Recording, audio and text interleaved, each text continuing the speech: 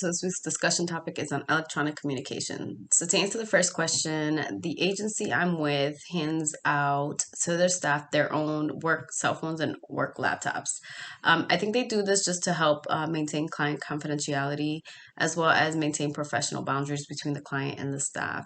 Now, I haven't received my own work devices. I'm not sure if I will, but I have gone through the training that's required upon receiving these devices, right? So where they're just focusing on letting these staff members know or whoever's receiving these devices that they're not for personal use at all. So they're really just to be used for work-related purposes during work hours only.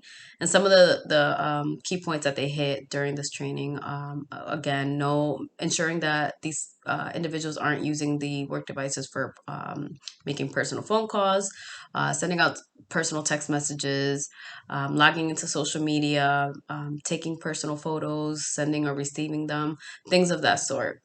Now, I do take my own cell phone to the internship every day. I try really hard not to use it during work hours. But if I do, life happens. If I have to answer a phone call, I just make it so that I step outside or I go into a quiet area just to avoid, the person I'm speaking with to listen in on any conversations that may be happening nearby. Um, I think that the computers or the work laptops require the most ethical consideration, in my opinion, just because everything that they do or that we do at the agency is in recorded in the computer essentially. So a lot of the face-to-face interactions have been limited due to COVID restrictions. So we resort on Teams and Zoom to have these client interactions. And again, ethical consideration is just being mindful of the volume, right? Letting the client know what's going on, who's in the room, right? Because it's not face to face.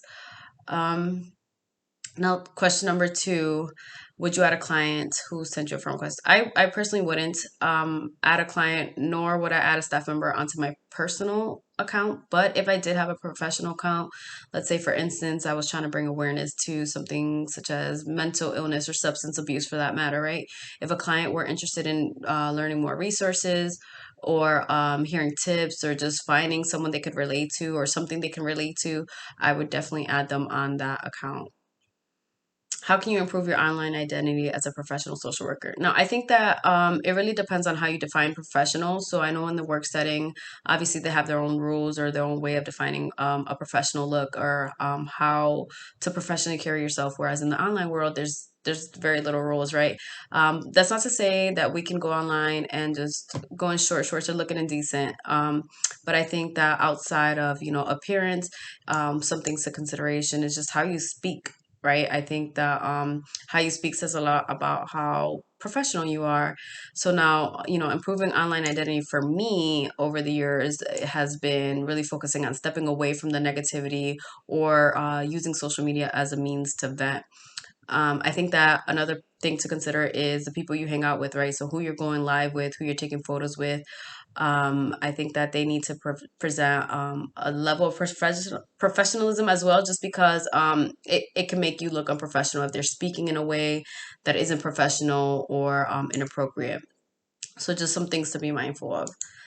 And so, really quick, I'll talk about some of the things that we have going on at the internship, really brief. So, for starters, we finally have decided on a launch date for our latest project, so the CARE Collaborative meetings. Our initial date we've agreed on to begin outreach is the 18th of this month, so I'm excited for that. A little nervous as well.